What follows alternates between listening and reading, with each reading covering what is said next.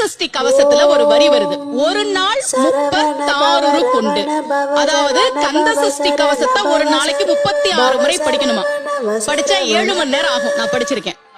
ஆனா கலியுகத்துல கந்த சஷ்டி கவசத்தை ஒரு நாளைக்கு 36 முறை படிக்கிறதுக்கு நேரம் இருக்காதுன்னா அதுலயே சூட்சுமமாக ரகசியமாக ஒரு விஷயம் சொல்லப்பட்டிருக்கு.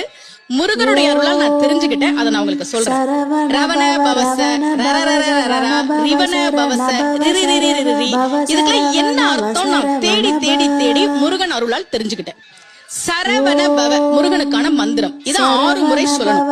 இப்ப சாவ தூக்கி பின்னாடி போட்டீங்கன்னா ரவண பவச, அத 6 முறை சொல்லணும். இப்ப ராவ தூக்கி பின்னாடி போட்டா வனப வசர, வாவ தூக்கி பின்னாடி போட்டா நபவ சரவ, நாவ தூக்கி பின்னாடி போட்டா பவ சரவண, வாவ தூக்கி பின்னாடி போட்டா வசர வனப. ஒன்னொன்னையும் 6 முறை சொன்னா 6 × 6 36 வரும். இப்படி சொன்னால் 5 நிமிஷத்துல சொல்லிடலாம். கந்த சஷ்டி கவசத்தை 36 முறை சொன்ன பலன் கிடைக்கும்.